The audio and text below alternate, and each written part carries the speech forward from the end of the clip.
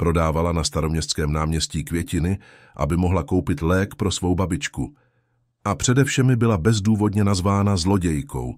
Její nevinné gesto ale nakonec změnilo mnohé životy. Pokud vás tento příběh zaujal, nezapomeňte se přihlásit k odběru našeho kanálu a napište nám, z jakého města se díváte. A teď pokračujeme. Slunce ještě úplně nevyšlo, když Alžběta toho čtvrtečního rána otevřela oči.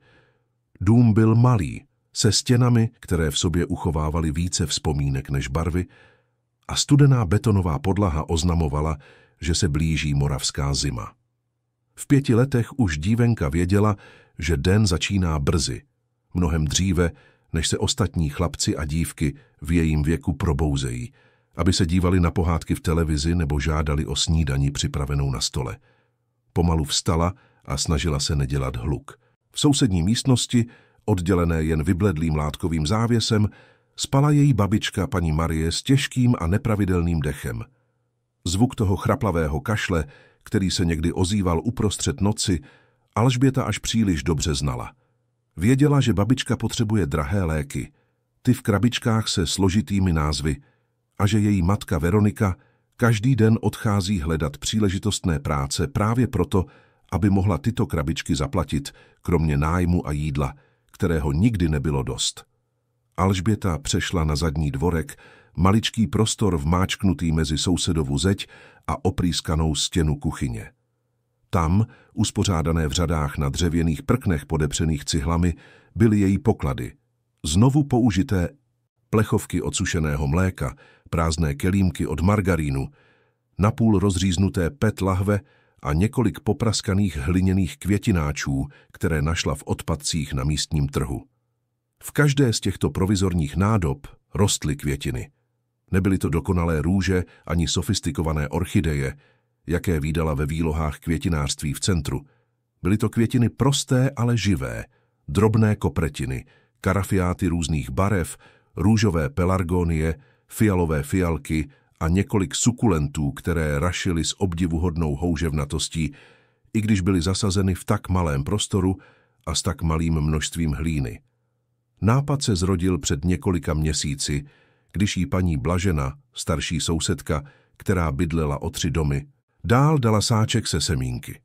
Paní, která se kvůli bolestem zad už nemohla starat o vlastní zahradu, řekla, že ta semínka nemohou zemřít v šuplíku.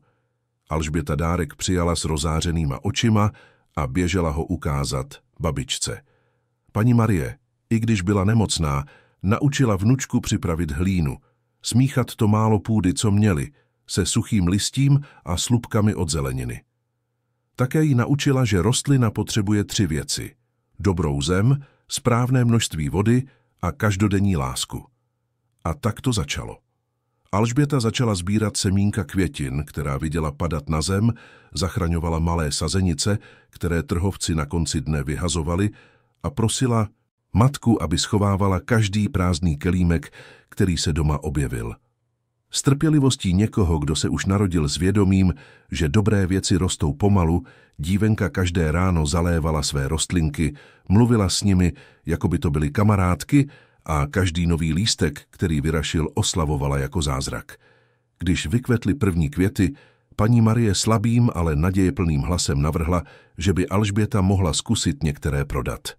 Zpočátku to dívce přišlo divné. Kdo by platil za tak jednoduché květiny zasazené ve starých plechovkách? Ale babička vysvětlila, že krása není ve velikosti květináče, ale v barvě okvětního lístku a vůni, kterou vydává. Řekla také větu, kterou si Alžběta navždy zapamatovala. Krása také živí duši a někdy, dcerko moje, lidé potřebují barevný úsměv víc než teplý chléb. Tehdy začala Alžběta každé ráno vycházet s kartonovou krabicí v rukou. Do ní pečlivě aranžovala své malé kytičky. Každá květinka byla vybrána s láskou a dívenka si dávala záležet, aby stonky svázala barevnými provázky, které si sama malovala temperovými barvami ze školy. Než odešla, babička vždy říkala stejná slova jako požehnání. Pamatuj, vnučko moje, že květina je obětí ve formě okvětního lístku a laskavost kvete tam, kde to nejméně čekáš. Alžběta si tyto věty potichu opakovala, když Kráčela ulicemi čtvrti Zábrdovice na periferii Brna, s krabicí vyváženou na hubených pažích a ve školní uniformě, aby po návratu nestrácela čas. Místo, které si Alžběta každé ráno vybírala, nebylo náhodné. Poté, co se pokusila prodávat ve vlastním sousedství a zjistila, že téměř nikdo nemá peníze navíc na nákup květin, rozhodla se jít tam, kde se zdálo, že lidé mají více. Jela 2 autobusy, přičemž používala školní jízdenku, kterou jí matka zařídila na magistrátu, a vystoupila ve čtvrti Masarykova čtvrť, jedné z nejprestižnějších oblastí moravské metropole. Zde byly ulice široké, lemované stromy a čisté. Domy byly obrovské, obehnané vysokými zdmi a automatickými branami. Auta, která projížděla, se leskla na slunci a lidé vždy spěchali na nějaké důležité místo. Uprostřed tolika vil jedna vynikala. Bylo nemožné si ji nevšimnout. Železná brána byla vysoká, zdobená detaily, které vypadaly jako kovová krajka, a za ní se rozprostírala zahrada, která spíše připomínala obraz. Byly to bezchybně navržené záhony plné exotických květin, stromy zastřižené do dokonalých geometrických tvarů a trávník tak zelený a jednotný, že vypadal uměle. Samotný dům byl impozantní se 3 patry, prostornými terasami a obrovskými skleněnými okny, která odrážela oblohu. Všechno tam dýchalo luxusem, řádem a téměř zastrašující dokonalostí. Alžběta se zastavila na chodníku před tou bránou a stála tam tiše držíc svou krabici. Nekřičela, nenaléhala, za nikým neběžela. Jen stála se sladkým a nadějným pohledem a čekala, že někdo zastaví a bude si chtít jednu z jejich květin vzít. Občas se někdo slitoval. Starší paní, která procházela se psem, si koupila kopretinu a řekla, že jí to rozveselí den. Řidič taxislužby, který čekal na zákazníka na rohu, vystoupil z auta a vzal si malý květináč se sukulentem na palubní desku. Mladá dívka, která spěchala do práce, se na chvíli zastavila, podívala se na Alžbětu a koupila si malou kytičku karafiátů, spíše z touhy pomoci, než z potřeby květiny. Ale byly dny, kdy nikdo nezastavil. Dny, kdy tam Alžběta stála téměř hodinu, cítila, jak jí slunce pálí do hlavy, s kručícím břichem, protože odešla z domova bez snídaně a vracela se do autobusu s krabicí stále plnou. V takových dnech jí smutek svíral hruď, ale dívenka se nevzdávala. Druhý den se vrátila se stejnou nadějí, protože věděla, že doma babička čeká na lék a matka na peníze na nájem.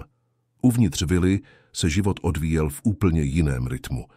Majitelem domu byl Robert Novák, ve městě známý podnikatel. Majitel sítě obchodů, luxusním nábytkem, vybudoval impérium z ničeho, stoupal po příčkách, až dosáhl vrcholu. Ale finanční úspěch nestačil k zaplnění prázdnoty, která se v jeho životě usadila poté, co odešla Libuše, jeho žena. Stala se obětí tiché nemoci, která pomalu spotřebovávala její energii, až se jednoho dne prostě neprobudila. Stalo se to před 4 lety, ale Robertovi se zdálo, že to bylo včera. Od té doby se vila proměnila v muzeum ticha. Večírky, které se dříve konaly každý měsíc, s živou hudbou, přáteli smějícími se na terase a celým domem osvětleným, ustoupili prázdným chodbám a místnostem, kde byl nábytek vždy na stejném místě. Robert trávil většinu času na služebních cestách, vyhýbal se dlouhému pobytu doma, protože každá místnost přinášela bolestnou vzpomínku. Terasa, kde si Libuše ráda dávala snídani. Zahrada, kterou si sama navrhla, vybírajíc každý druh květiny a každý keř s téměř obsesivní péčí. Ložnice, kde obrovská postel vypadala příliš velká pro jednoho člověka. Zaměstnanci domu si všímali smutku svého pána, ale nikdo se neodvážil to komentovat. Paní Růžena, kuchařka, která tam pracovala 15 let, chodila po kuchyni po špičkách a připravovala jídla, kterých se často nikdo ani nedotkl. Pan Jiří Vrátný, který kontroloval vjezd a výjezd vozidel, trávil hodiny na svém stanovišti, aniž by viděl někoho přijet nebo odjet, protože Robert téměř nepřijímal návštěvy. Božena, neboli Božka, jak jí všichni říkali, Byla uklízečka, která přicházela 3krát týdně uklízet dům, který se zdál nikdy pořádně nešpinit, protože v něm téměř nikdo nežil. Ale byl tu jeden zaměstnanec, který se v té rutině cítil obzvláště důležitý, Václav Zahradník. Pracoval ve vile 7 let a zahradu považoval za své vlastnictví. Václav byl muž středního věku, hubený, s pletí spálenou od slunce a rukama stvrdlýma od práce s hlínou.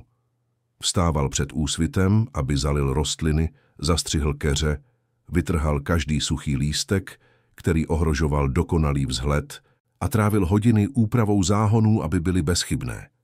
Pro něj ta zahrada nebyla jen práce. Byla důkazem jeho hodnoty, jedinou věcí v životě, kterou cítil, že má naprosto pod kontrolou. Ale Václav nesl neviditelné břemeno. Měl strach. Strach, že ho nahradí, že se pán jednoho dne rozhodne najmout někoho mladšího, rychlejšího, s modernějšími nápady.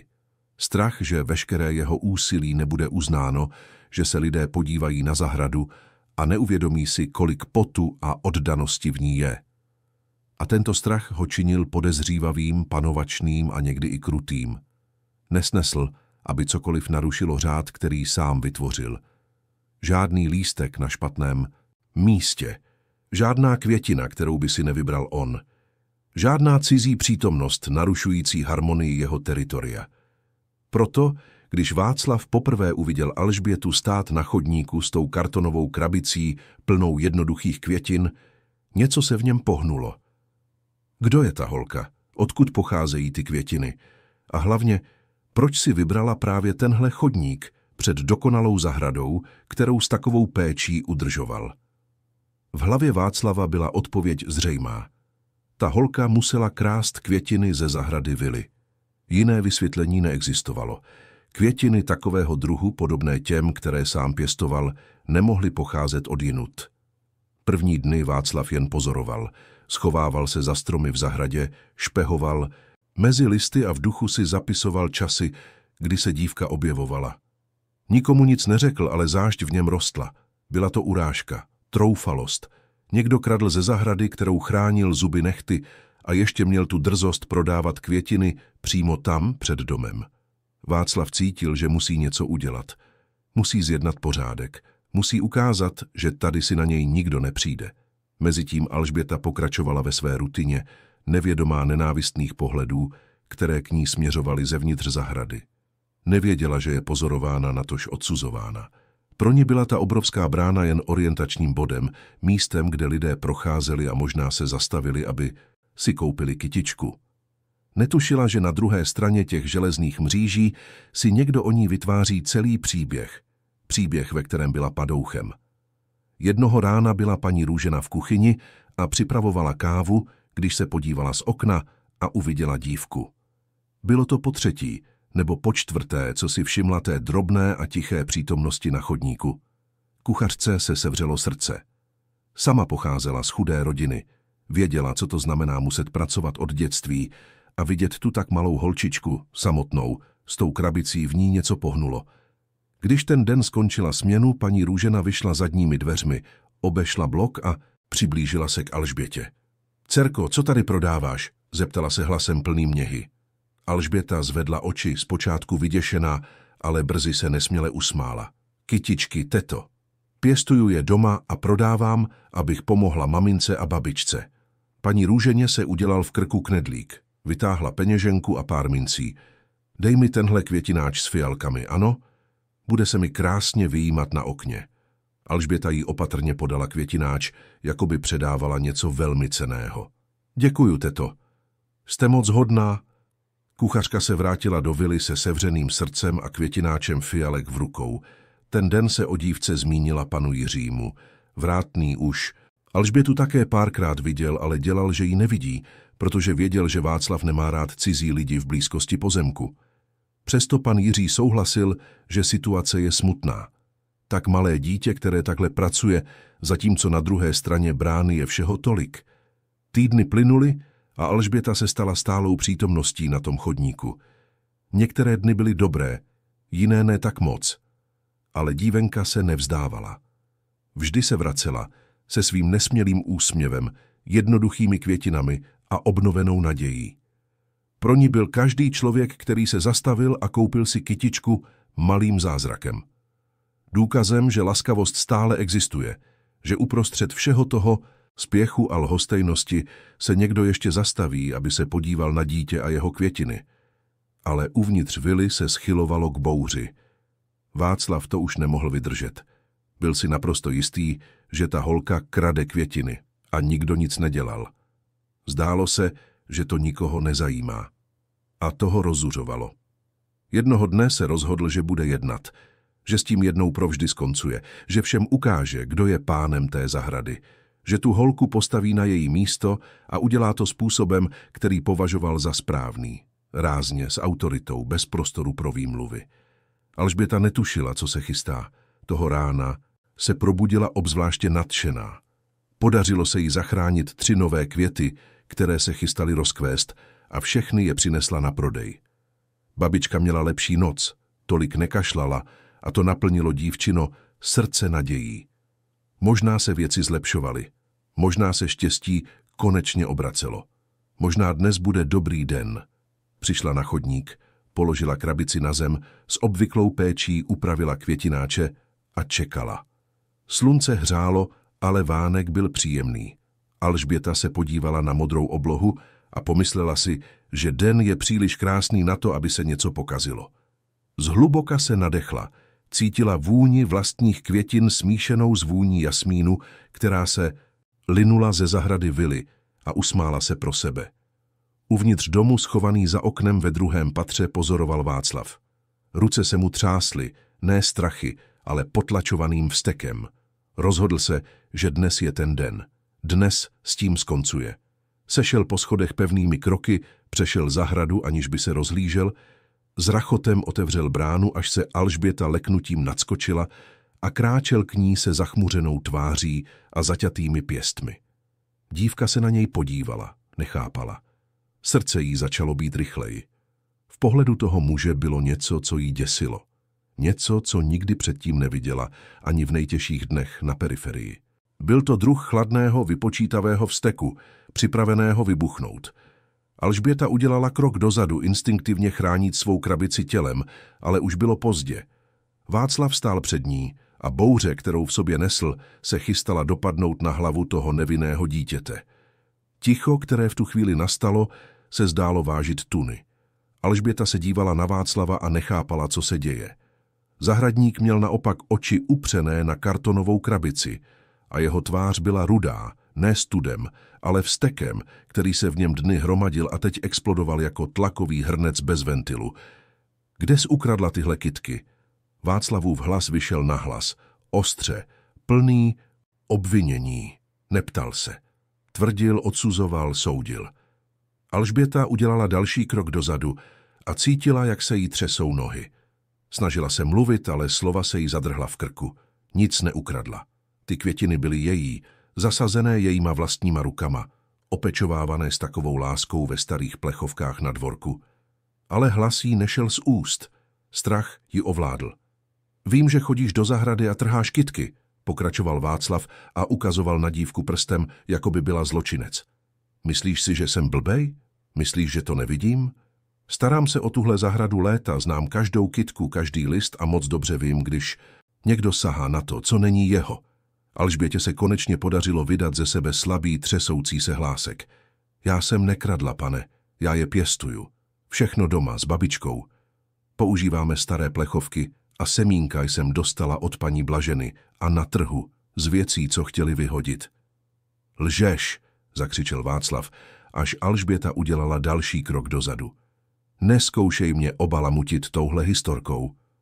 Lživá holko, chodíš sem každý den, protože víš, že tady uvnitř jsou kvalitní kytky, tak je ukradneš a pak mi je prodáváš před nosem, jako bych byl idiot. Zahradník byl tak pohlcen vlastním příběhem, tak přesvědčen o Alžbětině vině, že neviděl realitu. Pro něj ta dívka představovala vše, čeho se bál. Někoho, kdo se snaží využít zahrady, kterou chránil, někoho, kdo ohrožuje dokonalost, kterou vybudoval, někoho, kdo odhaluje jeho údajnou neschopnost, když dovolil, aby mu pod nosem kradli květiny. Neviděl skutečnou Alžbětu. Viděl stělesnění všech svých strachů a nejistot. Alžběta se pokusila znovu vysvětlit s očima už plnýma slz. Pane, prosím, přísahám, že jsem nekradla. Podívejte, tyhle kytky jsou jiné než ty z vaší zahrady. Podívejte se na ty květináče, jsou z plechovek, z kelímků od margarínu. Prosím, věřte mi. Ale Václav nechtěl poslouchat. Rozhodl se, že je vina a nic, co by dívka řekla, by to nezměnilo. Bez varování udělal krok vpřed a prudkým násilným pohybem kopl do kartonové krabice, která stála u Alžbětiných nohou. Krabice odletěla stranou a květináče se rozsypaly po chodníku. Plechovky narazily na zem, některé se promáčkly, jiné se skutálely do kanálu. Křehké květiny byly rozdrceny. Okvětní lístky se uvolnily a odletěly s větrem. Stonky se zlomily, hlína se rozsypala po asfaltu. Ne, vykřikla Alžběta a padla na kolena na zem. Snažila se pozbírat kousky, sebrat květiny, které ještě byly celé, zachránit, co se dalo. Její malé ruce se třásly, když sbírali zlomené stonky, pomačkané okvětní lístky, promáčklé plechovky. Ne, opakovala potichu, jako by to byla modlitba. Slzy jí stékaly po tváři a smáčely květiny, které držela v rukou. Václav tam stále stál a díval se na scénu, jako by vykonával spravedlnost. Teď ses naučila nesahat na to, co není tvoje. Jdi odsud a už se nevracej, slyšíš? Jestli tě tu ještě jednou chytím, zavolám policii a nechám tě zavřít za krádež. Alžběta neodpověděla. Nemohla. Jen plakala, klečíc na chodníku, a snažila se pozbírat kousky práce několika týdnů. Každá z těch květin byla opečovávána s takovou láskou. Každý květináč byl připraven s takovou nadějí. A teď bylo všechno zničeno.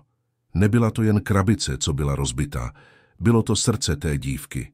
Byla to naděje, kterou si toho rána přinesla. Byla to víra, že svět může být dobré místo, kde stále existuje laskavost. Celou scénu někdo pozoroval. Na rohu vyšla majitelka malého obchůdku, zalít rostliny na chodníku a všechno viděla. Zůstala stát s hadicí v ruce a nevěděla, jestli má zasáhnout. Rozvozce vody, který projížděl na kole, zpomalil a zastavil o několik metrů dál, šokován tím, co viděl. Sousedka, která venčila psa, přešla na druhou stranu ulice, bála se zaplést. Řidič taxislužby, který čekal na jízdu, viděl všechno ve zpětném zrcátku a sevřel se mu žaludek, ale z auta nevystoupil. Nikdo nic neudělal. Všichni byli paralyzováni mezi rozhořčením z pohledu na ponižované dítě a strachem konfrontovat rozzuřeného dospělého, plést se do cizích věcí, způsobit si problémy. A tak, jak se to v životě často stává, lidé se podívali stranou, předstírali, že nic neviděli a šli dál. Majitelka obchůdku se vrátila dovnitř. Rozvozce šlápl do pedálů. Sousedka zrychlila krok. Řidič přijal jízdu a odjel. Alžběta zůstala sama, klečíc na chodníku, se svými kousky květin a zlomeným srdcem. Václav, spokojený s tím, co udělal, se otočil a vrátil se do zahrady, přičemž za sebou s prásknutím zavřel bránu. Byl přesvědčen, že udělal správnou věc, že ochránil majetek, že dal lekci. Ale pravdou bylo, že právě spáchal jednu z největších nespravedlností, jaké může člověk spáchat. Soudil bez vyslechnutí, odsoudil bez důkazů, zničil bez slitování. Alžběta tam zůstala dobu, která se zdála jako věčnost. Pozbírala vše, co se dalo.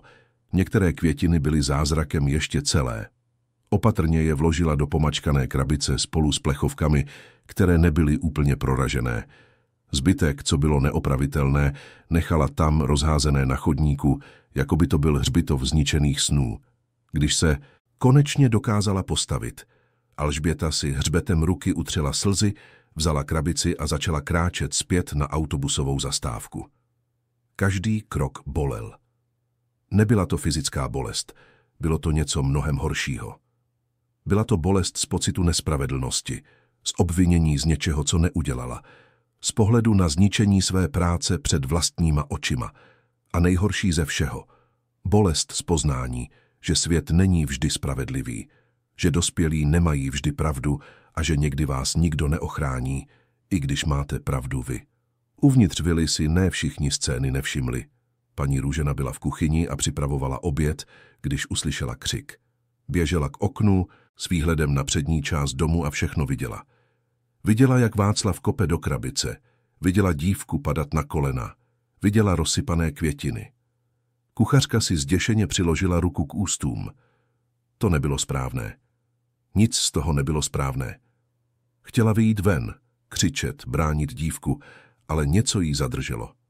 Možná to byl strach konfrontovat Václava, který měl těžkou povahu. Možná to byla obava ze ztráty zaměstnání, z toho, že se dostane do potíží.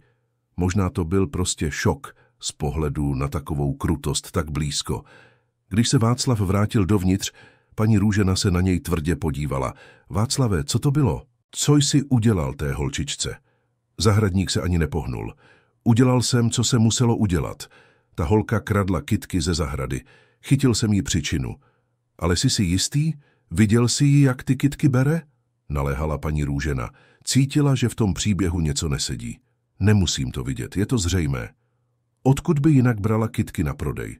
Odpověděl Václav s arogancí někoho, kdo si nepřipouští chybu. A mimochodem, paní Růženo, do toho vám nic není. Já se starám o zahradu, vy o kuchyň, každý na svém místě.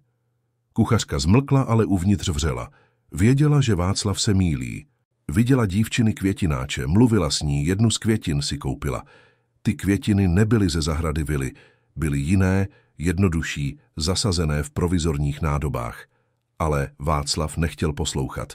Vytvořil si vlastní pravdu a byl o ní přesvědčen. Pan Jiří Vrátný také viděl část scény. Byl na svém stanovišti v budce, když uslyšel křik a viděl Václava, jak vztekle vychází ven. Viděl plačící dívku, květiny na zemi, ale nic neudělal. Později, když kolem něj Václav procházel zpět do zahrady, pan Jiří se zeptal, co se stalo. Václav zopakoval stejný příběh. Dívka kradla květiny. On se o ní postaral a teď se už nevrátí. Pan Jiří znepokojeně zavrtěl hlavou, ale také nic neřekl. Nebyla to jeho věc. Nebo si to alespoň opakoval, aby si ulevil od tíhy na svědomí. Božena, uklízečka, přišla do práce o několik hodin později. Když vstoupila do kuchyně, paní Růžena byla tichá a míchala v hrnci s větší silou, než bylo nutné. Božka si všimla, že něco není v pořádku. Co se stalo, Růženo? Tváříš se divně. Paní Růžena si zhluboka povzdechla a všechno jí řekla. O dívce, která přicházela prodávat květiny na chodník, o tom, jak Václav kopl do krabice a ponížil dítě, o tom, jak nikdo nepomohl. Božena poslouchala se stále zachmuřenější tváří. Když paní Růžena skončila, uklízečka vztekle zavrtěla hlavou. To není správné, Růženo. Dítě v tomhle věku pracuje, aby pomohlo rodině, a tenhle chlap udělá něco takového? To má srdce z kamene. Já vím, Božko. Já vím. Ale co můžeme dělat? Václav řekl, že kradla kytky. Odpověděla paní Růžena, ale hlas se jí třásl. Bylo jasné, že tomu sama nevěří. Kradla? Božena se hořce zasmála. Ta holka nic nekrade. Už jsem si od ní 2krát kytku koupila. Jsou to jednoduché kytky, zasazené ve starých plechovkách. Každý vidí, že to nejsou kytky ze zahrady bohatých. Václav si to vymyslel, protože nesnese vidět chudé lidi poblíž vily. Hnusí se mu chudí lidi. Obě ženy na chvíli zmlkly, každá ztracená ve vlastních myšlenkách. Věděli, že to, co se stalo, bylo nespravedlivé, ale také věděli, že jsou v choulostivé pozici. Byly zaměstnankyně závislé na té práci a konfrontovat Václava nebo zpochybňovat jeho chování před pánem by mohlo mít následky. A tak jako mnoho dalších lidí toho rána zvolili ticho. Těžké ticho, plné viny a bezmoci. Kdybyste byli na místě paní Růženy nebo Boženy, konfrontovali byste v tu chvíli Václava, nebo byste mlčeli? Napište nám do komentářů. Mezitím Alžběta jela autobusem domů, držela pomačkanou krabici na klíně a dívala se na pár květin, které se jí podařilo zachránit. Slzy už uschly, ale oči měla stále červené a oteklé. Snažila se pochopit, co udělala špatně. Proč byl ten muž tak krutý? Proč jí nevěřil? Proč nikdo nepomohl? Dívka si vzpomněla na babičina slova: Laskavost kvete tam, kde to nejméně čekáš. Ale dnes neviděla kvést laskavost. Dnes viděla opak. Viděla krutost, nespravedlnost, lhostejnost. Viděla, že lidé nejsou vždy dobří, že pravda ne vždy záleží a že někdy můžete dělat všechno správně a přesto se k vám budou chovat, jako byste se mýlili. Když dorazila domů, paní Marie seděla na židli v obývacím pokoji s dekou přes nohy navzdory teplu. Babička si okamžitě všimla, že něco není v pořádku. Vnučko moje, co se stalo? Proč máš takový výraz? A kde jsou kytky? Alžběta se neudržela. Padla babičce do náruče a plakala. Vyplakala vše, co v sobě držela v autobuse, vše, co se snažila spolknout na chodníku. Vyprávěla o muži, který na ní křičel, který ji nazval zlodějkou, který zničil květiny. Vyprávěla, že nikdo nepomohl, že se všichni jen podívali a odešli. Vyprávěla, že se snažila vysvětlit, ale on nechtěl poslouchat. Paní Marie objala vnučku vší silou, kterou ještě měla ve svém nemocném těle. Cítila, jak se jí srdce láme na 1000 kousků. Věděla, kolik ty květiny pro Alžbětu znamenaly. Věděla, kolik práce si dívka dala, aby se o ně starala, jak se jim věnovala, jak snila o tom, že pomůže rodině. A vědomí, že někdo to všechno zničil a navíc obvinil vnučku z krádeže, bylo příliš mnoho. Dcerko moje, poslouchej babičku. Paní Marie chytila Alžbětinu tvář do obou rukou a přinutila ji, aby se jí podívala do očí. Na tomto světě jsou lidé, kteří jsou uvnitř tak plní zášti, že nedokážou vidět v ostatních dobro. Ten muž, co ti to udělal, tě nezná tvé srdce, nic neví. Odsoudil tě, protože je zvyklý soudit. Ale to z tebe nedělá horšího člověka. Rozumíš? Stále jsi moje statečná, pracovitá vnučka plná světla. A květiny znovu vyrostou. Zasadíme je znovu. Vždycky se dá začít znovu. Ale babi, on řekl, že jsem zlodějka, vzlikala Alžběta. Řekl, že mě nechá zavřít, jestli se tam vrátím. A co teď? Jak seženeme peníze na lék? Paní Marie se zhluboka nadechla. Bůh si poradí, dcerko moje.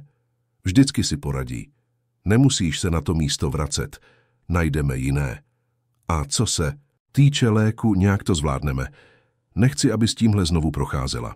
Té noci, když se Veronika vrátila domů po dalším dni těžké práce jako uklízečka, našla dceru příliš tichou. Alžběta seděla na dvorku a dívala se na rostlinky, které ještě zbyly, ale bez toho jiskření v očích. Veronika si promluvila s paní Marií, která jí všechno řekla. Matce Alžběty se zvedl vztek v hrudi, touha jít do té vily a říct tomu arogantnímu zahradníkovi od plic, co si o něm myslí. Ale věděla, že by to k ničemu nebylo. Lidé jako Václav lidi jako ona neposlouchají. Pro ně chudí nemají hlas, nemají pravdu, nemají právo. Veronika si sedla vedle dcery a pohladila jí po vlasech. Moje malá, vím, že dnes to bylo těžké, ale jsi silná. Silnější než ten zlý muž, kdy v životě bude. A víš proč? Protože máš v srdci lásku. Pěstuješ květiny, abys přinášela lidem radost. To je větší než jakákoliv zloba. Alžběta se podívala na matku se stále vlhkýma očima. Ale mami, potřebujeme peníze. Jak to uděláme? Nějak to zvládneme. Vždycky jsme to zvládli, vždycky to zvládneme, odpověděla Veronika a snažila se znít sebejistěji, než ve skutečnosti byla. Nemusíš se tím trápit. Jsi dítě. Tvojí prací je se učit a hrát si, ne nést tíhu světa na svých bedrech. Ale Alžběta věděla, že věci nejsou tak jednoduché. Viděla matku, jak se každý den vrací domů vyčerpaná. Viděla účty hromadící se na malém stolku v obývacím pokoji. Viděla babičku, jak bere méně léků, než by měla, protože neměli peníze na celou krabičku. Alžběta věděla, že není jen dítě. Byla součástí soukolí, které udržovalo tu rodinu v chodu. A teď byl jeden z jejich způsobů, jak pomoci, zničen. Následující dny byly zvláštní. Alžběta se vrátila do školy, ale byla jiná, tišší, uzavřenější. Učitelky si toho všimly, ale neptali se. Mysleli si, že je to jen fáze. Ostatní děti si toho také všimli, ale brzy se rozptýlili hrami a zapomněli. Nikdo si toho skutečně nevšímal. Nikdo neviděl pod povrch. Doma se Alžběta snažila starat o zbylé rostlinky, ale už neměla stejné nadšení. Pokaždé, když se na ně podívala, Vzpomněla si na letící krabici, rozsypané květiny, křičícího muže. Vzpomínka bolela jako nezhojená rána. Paní Marie si toho všímala a srdce babičky bolelo s ní. Veronika si toho všímala a cítila se bezmocná, že nemůže dceru ochránit před všemi krutostmi světa. Mezitím ve vile život pokračoval, jako by se nic nestalo. Václav se dál staral o zahradu se stejnou přísností, přesvědčen, že udělal správnou věc. Paní Růžena a Božena si potichu povídali o události, vždy, když Václav nebyl poblíž, ale nikdy se neodvážili udělat víc, než jen si stěžovat. Pan Jiří se snažil na to moc nemyslet, ale občas se mu v mysli objevil obraz plačící dívky a znepokojoval ho. Co nikdo z nich nevěděl, bylo, že majitel vily, Robert Novák, se chystal vrátit ze služební cesty. Strávil 2 týdny řešením záležitostí v Praze a byl vyčerpaný. Jediné, co chtěl, bylo dorazit domů, osprchovat se a spát. Netušil, že v jeho nepřítomnosti se něco stalo přímo před branou jeho domu. Něco, co až se to dozví, všechno změní.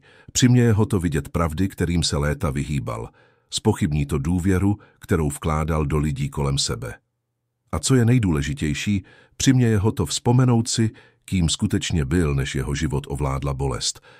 Auto, které vezlo Roberta zpět, mělo brzy projet tou ulicí. A když se tak stane, příběh té dívky, zahradníka, vily a všech zúčastněných osob nabere úplně jiný směr. Protože někdy stačí správný pohled ve správný okamžik, aby pravda konečně vyšla najevo. Uplynuly 4 dny od incidentu. 4 dny, kdy se Alžběta na ten chodník nevrátila. 4 dny, kdy se snažila najít jiná místa k prodeji svých květin, ale bez úspěchu. Na periferii nebyly peníze navíc na nákup květin a ostatní bohaté čtvrti byly příliš daleko.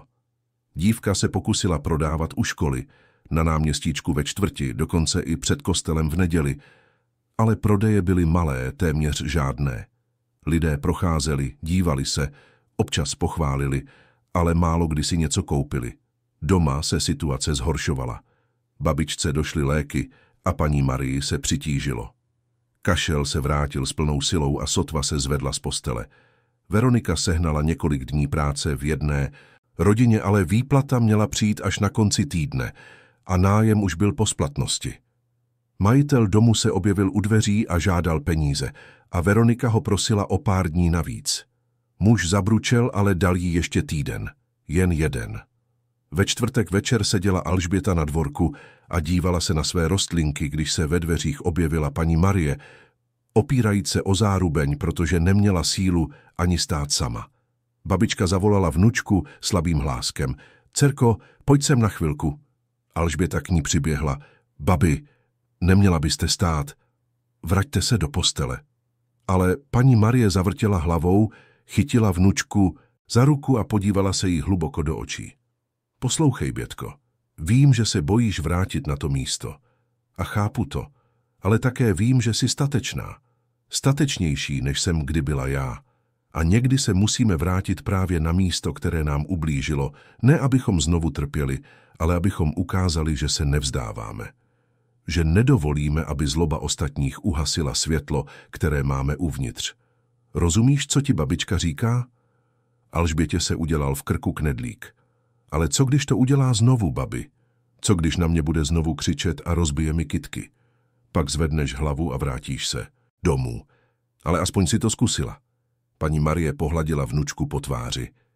Víš, co si myslím? Myslím, že ten muž měl špatný den. Lidé dělají hrozné věci, když jsou uvnitř plní vzteku. Ale to neznamená, že to udělá znovu. A i kdyby, vnučko moje, nejsi to, co on říká, že jsi. Jsi to, co tvé srdce ví, že jsi. Té noci Alžběta sotva usnula. Převalovala se v posteli, přemýšlela, zvažovala. Měla se vrátit? Stálo to za to riziko? Ale pak uslyšela babičku kašlat v sousední místnosti. Ten suchý a bolestivý kašel a rozhodnutí bylo jasné. Musela to zkusit. Musela se vrátit. Ne z pýchy, ne z tvrdohlavosti, ale protože doma byli lidé, kteří na ní záviseli. V pátek ráno se Alžběta probudila před sluncem. Šla na dvorek a vybrala poslední květiny, které byly dostatečně krásné na prodej.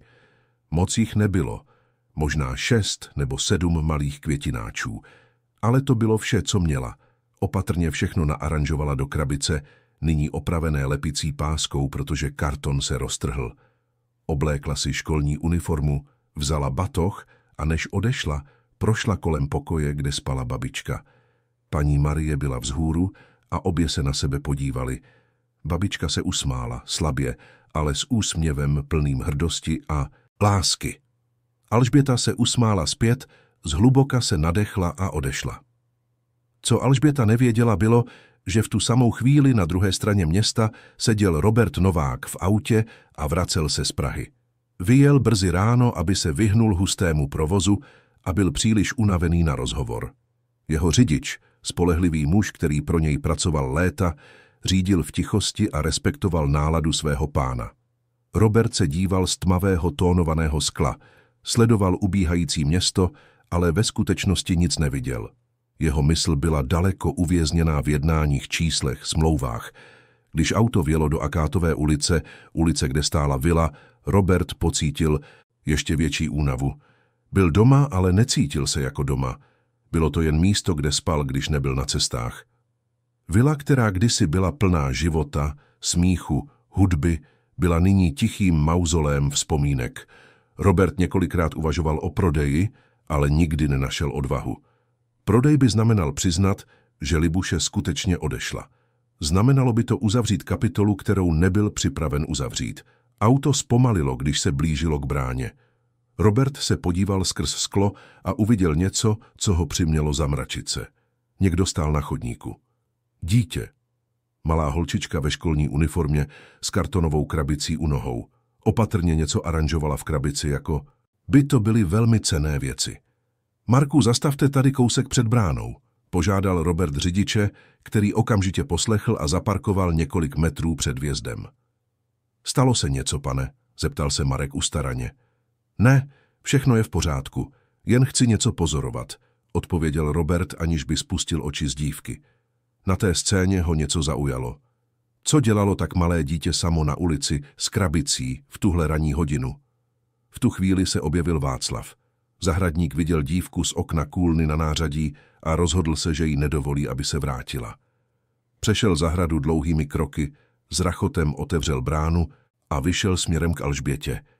Robert všechno viděl z auta. Viděl výraz ve tváři svého zaměstnance. Viděl vztek, aroganci, jistotu někoho, kdo se chystá udělat něco, co považuje za spravedlivé. Ty zase? Zakřičel Václav, až se Alžběta leknutím nadskočila. Nevaroval jsem tě, že jestli se sem vrátíš, zavolám policii. Neřekl jsem ti, abys se už neukazovala? Alžběta ustoupila a cítila, jak se jí strach vrací plnou silou. Srdce jí bušilo a ona si přitiskla krabici k hrudi jako štít. Pane, prosím, já jen potřebuju prodat pár kytek. Nic špatného jsem neudělala. Nic špatného si neudělala? Kradeš kytky ze zahrady a říkáš, že jsi nic špatného neudělala? Václav udělal další krok vpřed a Alžběta další krok vzad. Jsi drzá zlodějka. V autě Robert pocítil, jak se v něm něco pohnulo. To nebylo správné. Na té scéně bylo něco hluboce špatného. Dospělý muž, křičící na dítě, zastrašující, vyhrožující. Robert se podíval na dívku. Třásla se, ale neutíkala. Snažila se vysvětlit slabým, ale pevným hlasem. Nejsem zlodějka, pane. Tyhle kytky jsem si vypěstovala doma. Podívejte se sem. Alžběta položila krabici a vytáhla jeden z květináčů. Tohle je plechovka od mléka. Zasadila jsem semínko, co jsem dostala od paní Blaženy. Vidíte? Nic takového ve vaší zahradě není. Václav se sotva podíval. Lhářko, všechny tvoje kytky jsou ukradené odsud. Zvedl ruku a na okamžik se zdálo, že dívku udeří. Alžběta zavřela oči, schoulila se a čekala na úder. Ale úder nepřišel. Místo toho se ozval hluboký, klidný, ale autoritativní hlas. Václave, zahradník stuhl. Ten hlas znal. Pomalu se otočil a uviděl Roberta, jak vystupuje z auta a kráčí k nim. Tvář pána byla vážná, neproniknutelná. Václavovi stuhla krev v žilách. Co tady dělám? Pomyslel si zoufale. Jak to vysvětlím, pane Nováku? Vy jste přijel. Václav se pokusil usmát, ale úsměv vyšel křivý, falešný. Právě, Sémno, řešil jsem tu jednu situaci. Tahle holčička, ona jeno, chodí sem krást kytky ze zahrady a já jsem jí vysvětloval, že to takhle nejde. Robert neodpověděl. Prošel kolem Václava a šel přímo k Alžbětě. Dívka byla schoulená, s rukama objímajícíma krabici, s očima rozšířenýma strachem. Robert se sklonil, aby byl na její úrovni. Pozorně se na ní podíval, skutečně se podíval, způsobem, jakým to dělalo málo lidí. Viděl ošuntělou, ale čistou uniformu. Viděl staré, ale naleštěné boty. Viděl malé, stvrdlé ruce se špínou za nehty. Viděl vystrašenou tvář, ale viděl i něco víc, důstojnost. Jak se jmenuješ? Zeptal se Robert tichým a laskavým hlasem. Alžběta, pane, odpověděla dívka téměř šeptem. A odkud jsou tyhle květiny, Alžběto? Robert vzal jeden z květináčů a pečlivě ho prozkoumal. Byla to plechovka odsušeného mléka s dírkami na dně pro odtok, plná hlíny a s malou žlutou kopretinou. Bylo to jednoduché, rustikální, ale bylo v tom cítit lásku. Byla v tom péče. Pěstuju je doma, pane, řekla Alžběta a nabrala trochu odvahy. Babička mě to naučila. Používáme staré plechovky, kelímky, lahve. Semínka jsem dostala od paní Blaženy, mé sousedky, a některá jsem našla na trhu, z věcí, co chtěli vyhodit. Starám se o ně každý den a když vyrostou, prodávám je, abych pomohla mamince a koupila babičce lék. Robert všechno poslouchal. Stále držel květináč. Rozhlédl se a viděl další květináče v krabici. Všechny vyrobené z recyklovaných materiálů. Žádný z nich se nepodobal sofistikovaným květináčům ze zahrady vily. Otočil se k Václavovi, který stál pár metrů od něj, a potil se studeným potem. Byly tyto květiny ukradeny z naší zahrady? Václav zaváhal. Uvědomil si příliš pozdě, že udělal chybu. Ale teď už nemohl couvnout. Nemohl přiznat, že se mýlil. Jeho pýcha to nedovolila. Pane, jsem si jistý, že ano. Chci říct, některé z těchto druhů v naší zahradě máme. Kopretiny, karafiáty, pelargonie. To je velká náhoda, nemyslíte? To není náhoda, Václave. Jsou to běžné květiny. Každý je může pěstovat, řekl Robert a v jeho hlase bylo něco, tón zklamání, který Václava přiměl se schoulit. Máš nějaký důkaz, že kradla? No, já jsem jí tu na chodníku viděl několikrát, vždycky s kytkami, a myslel jsem si, že je musí brát ze zahrady. Chránil jsem majetek, pane, pokusil se Václav ospravedlnit, ale jeho slova zněla slabě i jemu samému. Viděl jsi ji, jak vstupuje do zahrady? Viděl jsi ji, jak bere květiny, naléhal Robert.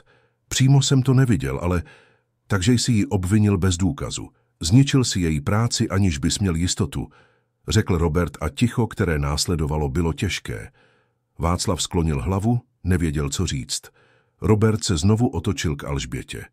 Dívka měla oči plné slz, ale ne strachu. Byla to úleva. Někdo jí konečně uvěřil. Někdo vyslechl její verzi. Někdo se skutečně podíval a viděl pravdu. Alžběto, máš mi ještě něco ukázat? Něco, co dokazuje, že tyhle květiny jsou tvoje? Alžběta si vzpomněla. Třesoucíma se rukama sáhla do kapsy sukně uniformy a vytáhla pomačkaný, pečlivě složený papírek. Byl to starý vzkaz, zažloutlý časem. Našla jsem tohle, pane. Našla jsem to v květináči, který stál tady na chodníku před pár týdny. Byl vyhozený, ale ten papírek byl u toho. Babička mi to přečetla, protože se teprve učím pořádně číst. A od toho dne jsem se rozhodla, že budu prodávat kytky, abych lidem přinášela naději, přesně jak je tady napsáno. Robert opatrně vzal papír. Pomalu ho rozložil a když uviděl, co je na něm napsáno, cítil, jak se svět zastavil. Byl to rukopis Libuše. Nespochybnitelný, jemný, nakloněný, plný kudrlinek. Stejný rukopis, který byl na stovkách přání, vzkazů a dopisů, které schovával v krabici ve skříni v ložnici. A ten vzkaz, ta slova, to bylo přesně to, co by Libuše řekla. Pokud se tyto květiny dostanou do rukou někoho, kdo potřebuje naději, má zahrada splnila své poslání. Robertovi se sevřelo hrdlo. Oči ho pálily a musel se zhluboka nadechnout, aby se tam nerozpadl. Libuše, to bylo od ní. Muselo být. Ale jak? Kdy to napsala? Proč to nikdy neviděl? Otočil papír a v rohu uviděl tužkou napsané datum. Březen 2021. 2 měsíce předtím, než odešla. Už byla nemocná, už věděla, že se jí čas krátí a přesto myslela na to, aby zanechala vzkazy naděje lidem, které nikdy nepozná. Robert si přitiskl vzkaz k hrudi a cítil vlnu emocí, které léta potlačoval. Bolest, stesk, lásku, lítost, ale také něco nového, volání. Jakoby s ním Libuše mluvila skrze ten kousek papíru, jakoby říkala, nezavírej oči před světem. Nestav tak vysoké zdi, aby ti bránili vidět, kdo je venku. Zahrada není jen k obdivování, je k sdílení. Pane Nováku? Zeptala se Alžběta tichým hláskem. Jste v pořádku? Robert zamrkal a vrátil se do přítomnosti. Podíval se na dívku, na to malé dítě, které neslo ten vzkaz, aniž by vědělo, jak moc znamená. Jsem, Alžběto. Jsem v pořádku. A víš co? Tenhle vzkaz napsala moje žena. Byla majitelkou tohoto domu a milovala květiny. Milovala rozdávat květiny lidem. Alžběta vykulila oči. Takže vy znáte toho, kdo to napsal? Znal jsem. Byla to nejlaskavější osoba, jakou jsem kdy poznal, řekl Robert a hlas se mu trochu zlomil. A byla by moc šťastná, kdyby věděla, že se její slova dostala k tobě a že jsi přesně pochopila, co chtěla říct. Alžběta se usmála, malým, ale upřímným úsměvem, plným obrovské úlevy. Takže nejsem zlodějka, že ne, pane, ne, Alžběto. Nejsi zlodějka. Jsi pracovitá, statečná a světlá holčička, řekl Robert a otočil se k Václavovi. Zahradník stál na stejném místě, bledý, a uvědomoval si, že se všechno zhroutilo. Václave, promluvíme si. Uvnitř. Hned. Václav polkl a následoval Roberta k bráně. Než vstoupil, Robert se ještě jednou otočil k Alžbětě. Můžeš tady prodávat své květiny, kdykoliv budeš chtít, ano? A kdyby tě někdo znovu obtěžoval, najdi mě. Můžeš zaklepat na tuhle bránu a chtít se mnou mluvit. Jmenuji se Robert. Děkuji, pane Roberte, řekla Alžběta se srdcem lehčím, než bylo za poslední dny. Robert vstoupil do vily s Václavem za zády.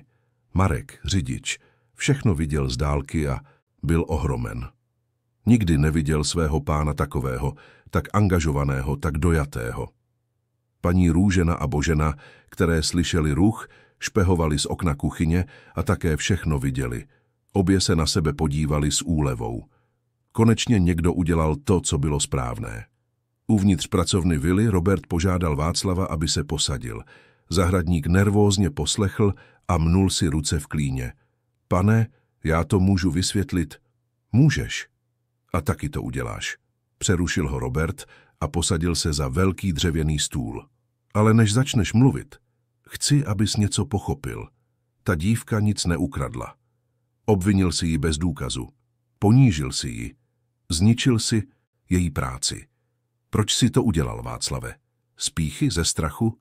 Protože jsi si myslel, že ona, protože je chudá, nemá právo být na našem chodníku? Václav mlčel. Nevěděl, jak odpovědět, aniž by se ještě více obvinil. Pracuješ pro mě léta, Václave. A vždycky jsem ti důvěřoval, že se postaráš o zahradu. Ale péče o zahradu ti nedává právo soudit a odsuzovat ty, kdo tudy procházejí. Pokračoval Robert a jeho hlas byl pevný, kontrolovaný, ale plný zklamání. Moje žena, Libuše, tu zahradu vybudovala s láskou. Vybrala každou rostlinu, každou květinu s myšlenkou přinést krásu nejen dovnitř domu, ale i těm, kdo projdou po ulici a podívají se přes zeď. A teď zjišťuji, že ty, který bys měl ctít tento odkaz, používáš zahradu jako záminku k týrání dítěte. To mě hluboce zklamalo, Václave. Hluboce. Zahradníkovi se sevřelo hrdlo. Uvědomil si, že možná ztratil víc než jen rozum v té situaci. Možná ztratil i úctu svého pána. A co je důležitější, možná ztratil sám sebe. Kdy se stal tím hořkým, podezřívavým mužem, schopným být krutý k dítěti? Jak se dostal do tohoto bodu? Robert nechal Václava v pracovně několik minut, požádal ho, aby se zamyslel nad svým jednáním, zatímco on sám potřeboval chvíli na zpracování všeho, co se stalo. Podnikatel vyšel do ložnice, kterou kdysi sdílel s Libuší, a šel ke skříni. Vzadu v krabici od bot zabalené v hedvábném papíru Byly dopisy, vzkazy, přání, která zanechala. Opatrně otevřel krabici, jako vždy, a začal se dívat. Byly jich desítky. Vzkazy lásky, denní poznámky, nákupní seznamy se srdíčky nakreslenými na okraji. A pak je našel. Další vzkazy jako ten, co měla Alžběta. Několik. Všechny s podobnými zprávami, všechny datované z posledních měsíců Libušina života. Jeden z nich říkal, ať jsou tyto květiny obětím, které jsem nemohla dát. Další. Krása není luxus, je to potřeba duše. Ještě jeden. Pokud se někdo usměje kvůli této květině, můj den stál za to. Robert si uvědomil, že Libuše napsala ty vzkazy s úmyslem je přiložit ke květinám, které chtěla rozdávat. Byl to její projekt, něco, co si naplánovala, ale co možná nestihla dokončit. Nebo to možná dokončila jinak, než si představovala, protože tady byla dívka o několik let později, která nesla tu zprávu dál. Robert cítil, jak mu po tváři stékají slzy. Strávil léta snahou udržet vše tak, jak bylo, zachovávat dům jako muzeum, udržovat zahradu dokonalou, jako by zmrazením všeho v čase mohl přivést Libuši zpět. Ale ona to nechtěla. Libuše chtěla, aby zahrada žila, aby se květiny dostaly k těm, kdo je potřebují, aby se krása sdílela. A on ji zklamal. Dovolil, aby ho smutek proměnil v někoho vzdáleného, uzavřeného do sebe, neschopného vidět za zdi vlastní bolesti. Ale možná nebylo příliš pozdě. Možná ještě byl čas to změnit. Uctít Libuši správným způsobem. Ne zachováváním všeho tak, jak bylo, ale tím, že dovolí věcem žít, růst, měnit se. Tak, jak by si to přála ona. Robert si utřel slzy, uložil vzkazy zpět do krabice a sešel dolů. Vrátil se do pracovny, kde Václav čekal se skloněnou hlavou. Zahradník zvedl oči, když pán vstoupil, a uviděl v Robertově tváři něco jiného. Nebyl to jen vztek nebo zklamání. Byla to směs emocí, kterou nedokázal úplně rozluštit. Václave, začal Robert a znovu se posadil. Dám ti na výběr. Můžeš tady dál pracovat, ale budeš se muset změnit. Skutečně změnit. Uznat, že jsi udělal chybu, omluvit se té dívce a naučit se vidět lidi jinýma očima. Nebo můžeš hned odejít s doporučujícím dopisem a 3 měsíčními platy navíc. Volba je na tobě. Václav dlouho mlčel. Byl zvyklý všechno kontrolovat, mít pravdu, nepřiznávat chyby. Ale tady stál na rozcestí. Mohl dál být tím, kým byl, hrdým a tvrdohlavým a všechno ztratit. Nebo mohl spolknout pýchu, přiznat, že se mýlil a možná se naučit být lepším člověkem. Bylo to těžké rozhodnutí, protože to znamenalo podívat se do sebe a čelit věcem, kterým se celý život vyhýbal. Chci zůstat, pane, řekl Václav konečně tichým hlasem. A vím, že se musím změnit. Vím, že to, co jsem udělal, bylo špatné. Jen já jsem se tak bál, že ztratím své místo, že nebudu dost dobrý, a tak jsem začal vidět hrozby tam, kde nebyly. A nakonec jsem se stal někým, kým jsem nechtěl být. Robert přikývl. Strach nás nutí dělat hrozné věci, Václave. Chápu to lépe, než si myslíš, ale rozdíl mezi dobrým a špatným člověkem je v tom, co uděláš poté, co si chybu uvědomíš. Omluvíš se Alžbětě, podíváš se té dívce do očí a řekneš, že se smýlil. A naučíš se chovat k lidem s úctou, kterou si zaslouží, bez ohledu na to, odkud pocházejí nebo co mají. Ano, pane, udělám to, slíbil Václav a poprvé za dlouhou dobu pocítil něco jako upřímný stud. Stud za to, co udělal, za to, kým se stal. Mezitím venku zůstala Alžběta na chodníku a stále zpracovávala vše, co se stalo. Ten bohatý muž jí uvěřil, bránil ji. Dokonce řekl, že se může vrátit, kdykoliv bude chtít. Bylo těžké tomu uvěřit. Zdálo se to jako sen, ale nebyl. Bylo to skutečné. A poprvé za několik dní Alžběta cítila, že svět možná není tak špatné místo. Možná stále existuje dobro, spravedlnost, lidé ochotní naslouchat pravdě. Několik lidí si toho rána zastavilo, aby si koupilo květiny. Paní, která šla do posilovny, si koupila květináč s fialkami. Mladý muž, který venčil psa, si vzal sukulent. A každý prodej, i ten nejmenší, naplňoval Alžbětino srdce obnovenou nadějí. Když nastal čas jít do školy, prodala 4 květináče. Nebylo to moc, ale stačilo to na koupi části babiččina léku. V následujících dnech se věci začaly měnit ve vile i v životech všech zúčastněných. Robert, který se léta vyhýbal vlastnímu domu, v něm začal trávit více času. Dlouze si promluvil s paní Růženou, s panem Jiřím, s Boženou. Chtěl vědět, jak se mají, co si myslí, co cítí. Poprvé je skutečně viděl jako lidi, nejen jako zaměstnance. A to, co zjistil, ho překvapilo. Paní Růžena měla dceru, která studovala veterinární lékařství. Pan Jiří hrál na kytaru a snil o založení kapely. Božena ve volném čase psala básně a měla sešity plné veršů schované v šuplíku.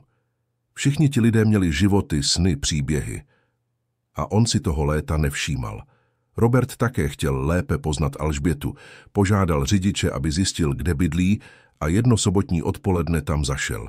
Dům byl skromný, jak očekával. Ale když zaklepal na dveře a otevřela mu Veronika, Alžbětina matka, byl přijat s důstojností a laskavostí, která ho hluboce dojala. Veronika byla zpočátku překvapená a dokonce podezřívavá. Proč je tady takový bohatý muž? Ale Robert vysvětlil, že chce poznat rodinu dívky, která se dotkla jeho srdce, která mu vrátila část jeho já, o které si myslel, že ji ztratil. Paní Marie, i když byla nemocná, se chtěla zvednout a přivítat návštěvníka. Robert se posadil na jednoduchou židli v malém obývacím pokoji a povídal si s nimi. Poslouchal o potížích, o snech, o každodenním boji o přežití. A čím více poslouchal, tím více si uvědomoval, jak moc se vzdálil realitě lidí. Žil ve světě luxusu, kde se problémy řešily penězi, kde byly potíže abstraktní, ale tady, v tomto domě, bylo všechno konkrétní. Zpožděný nájem. Lék, který došel dříve, než přišla výplata. Jídlo, které se muselo natahovat, aby vydrželo celý týden. Než odešel, Robert nechal obálku s penězi. Veronika se jí snažila odmítnout. Říkala, že nechce almužnu, ale Robert trval na svém. To není almužna, Veroniko. To je vděčnost. Vaše dcera mi dala něco, co si za peníze koupit nelze. Připomněla mi, kým jsem byl, kým se chci znovu stát. To je neocenitelné. Dovolte mi alespoň pomoci s lékem pro paní Marii a se zpožděným nájmem. Veronika přijala s očima plnýma slz. Bylo to poprvé za dlouhou dobu, co se na ní a její rodinu někdo díval ne s lítostí, ale s upřímnou úctou. A to dělalo velký rozdíl. Robert se také rozhodl provést změny ve vile. Zavolal si Václava na rozhovor a navrhl něco neobvyklého. Chci, abys oddělil část zahrady a přeměnil ji na malou komunitní školku. Místo, kam by lidé jako Alžběta mohli přijít pro sazenice, semínka, naučit se sázet. Chci, aby zahrada, kterou Libuše vybudovala, byla sdílena, aby plnila poslání, které si vždy přála. Václav, který poslední dny přemýšlel o svém jednání, souhlasil. Věděl, že to znamená vzdát se části kontroly, kterou si tak cenil. Ale také věděl, že je to správná věc. A překvapivě ho ten nápad dokonce nadchl. Možná bylo něco uspokojivého v tom učit ostatní lidi starat, se o rostliny, vidět, jak se jeho znalosti sdílejí, být součástí něčeho většího, než jen udržovat krásnou zahradu. Zahradník také dodržel své slovo. Jednoho rána, když Alžběta přišla prodávat své květiny, Václav čekal. Dívka se při pohledu na něj napjala, ale on zvedl ruce na znamení míru. Alžběto, musím se ti omluvit. To, co jsem udělal, bylo špatné. Velmi špatné. Obvinil jsem tě bez důkazu, zničil jsem tvou práci, choval jsem se k tobě špatně. A na to není žádná omluva. Bál jsem se, že ztratím práci, že nebudu dost dobrý, a tak jsem si to vybil na tobě. Ale nic z toho neospravedlňuje to, co jsem udělal. Nezasloužila sis to. A je mi to moc líto. Opravdu moc. Alžběta se na něj dlouho dívala. Viděla, že je upřímný. V jeho očích byla skutečná lítost. A ona, která měla příliš velké srdce na to, aby chovala zášť, odpověděla: Odpouštím vám, pane Václave. Moje babička vždycky říká, že každý si zaslouží druhou šanci a že rosteme jen tehdy, když si přiznáme chybu. Václav pocítil obrovskou úlevu. To odpuštění si nezasloužil, ale tady bylo, nabízené dítětem, kterému ublížil. a to se ho dotklo hlouběji, než by se ho mohl dotknout jakýkoliv trest. Týdny plynuly a život všech začal nabírat nové směry.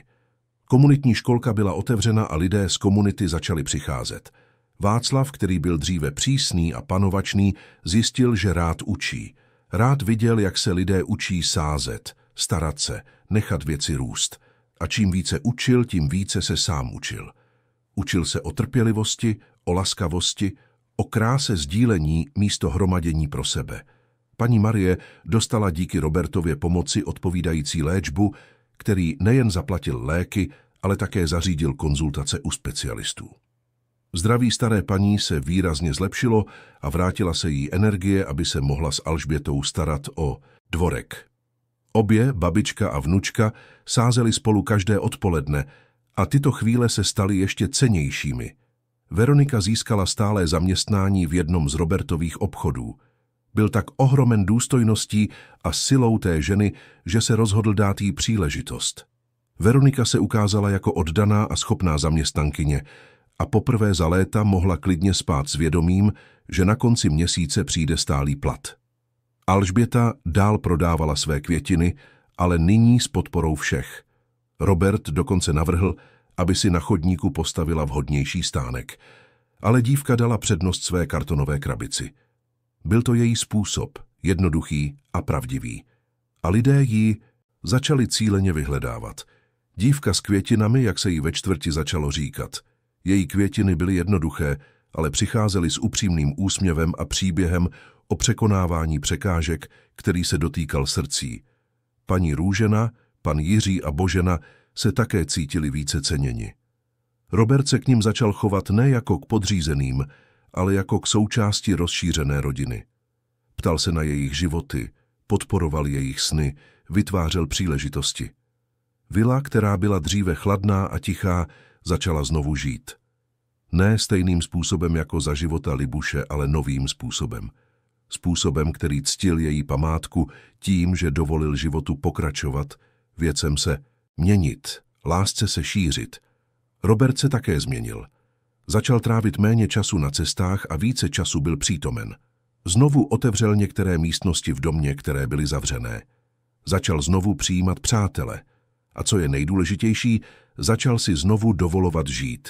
Nezapomínal na Libuši, nikdy nezapomínal, ale dovolil životu jít dál. Dovolil, aby se bolest proměnila ve vděčnost za dobré vzpomínky, místo aby byla břemenem, kterého poutalo k minulosti.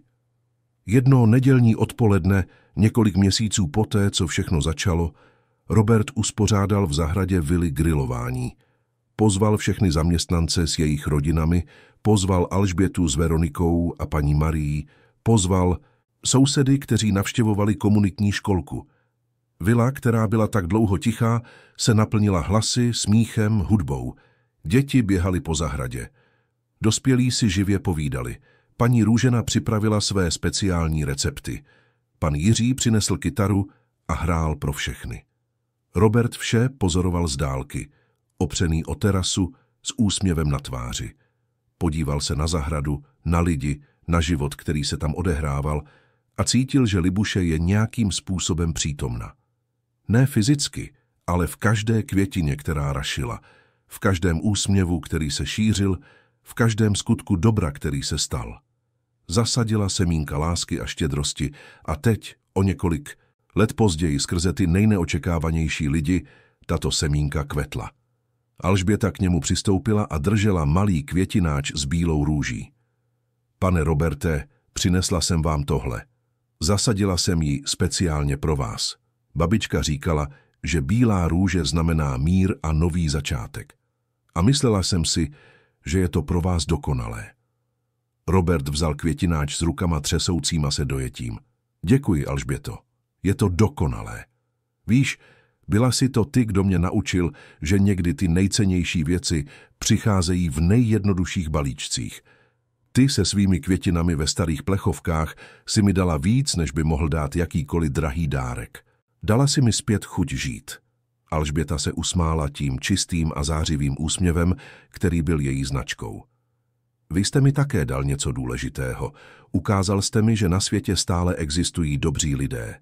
lidé, kteří naslouchají, kteří věří, kteří pomáhají. Dal jste mi naději. Oba tam chvíli stáli v tichosti a dívali se na zahradu plnou života. A v tu chvíli oba pochopili něco hlubokého. Že skutečné bohatství není v tom, kolik máte, ale v tom, kolik jste schopni dát. Že zdi, které stavíme, abychom se chránili, někdy slouží jen k naší izolaci. A že laskavost, když najde někoho, kdo je připraven ji přijmout, může všechno změnit. Václav, který byl na druhé straně zahrady a pomáhal několika dětem sázet semínka, se podíval na Roberta a Alžbětu a pocítil nečekanou vděčnost. Téměř zničil něco krásného kvůli vlastnímu strachu a píše. Ale dostal druhou šanci a byl odhodlán ji využít.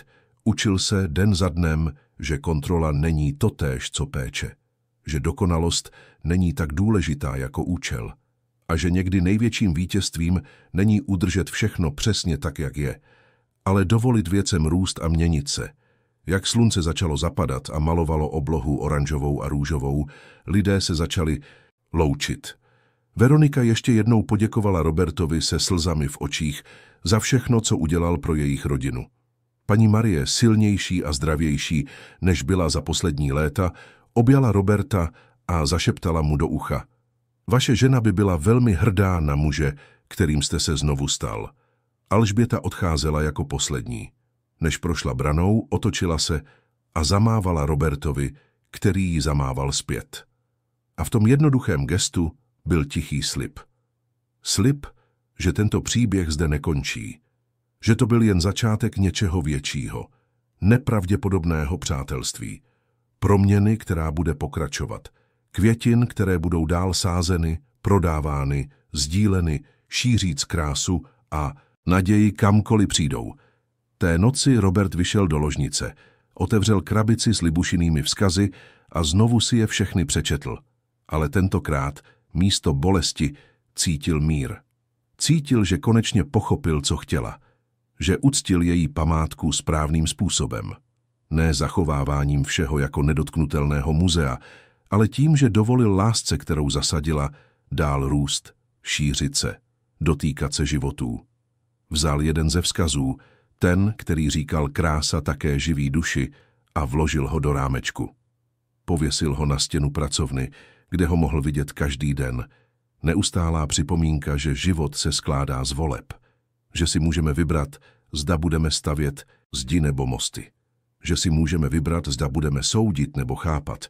Že si můžeme vybrat, zda si budeme nechávat věci pro sebe nebo je sdílet se světem. A Robert si vybral. Vybral si otevřít brány. Vybral si naslouchat. Vybral si věřit. A tato volba změnila nejen jeho život, ale i životy všech kolem něj. Protože někdy vše, co potřebujeme k proměně světa, je ochota se skutečně podívat na dítě s krabicí květin a vidět v něm ne hrozbu nebo obtíž, ale příležitost být lepšími. Příběh Alžběty a jejich květin se stal ve čtvrti známým. Lidé začali mluvit o dívce, která sázela naději do starých plechovek. O podnikateli, který se znovu naučil otevřít své srdce. O zahradníkovi, který zjistil, že největší krása je ve sdílení, ne v kontrole. A o vile, která přestala být jen krásným domem a stala se místem, kde se životy dotýkaly a proměňovaly. Protože nakonec nezáleží na velikosti domu, ve kterém žijeme, ani na výšce zdí, které stavíme. Záleží na velikosti našeho srdce a výšce snů, které se odvážíme snít. A pokud nás tento příběh něco učí, je to, že laskavost kvete i na těch nejneočekávanějších místech. Naděje se může zrodit z nejtěžších situací a že jediná osoba, i když je to malé dítě s jednoduchými květinami, může změnit svět kolem sebe.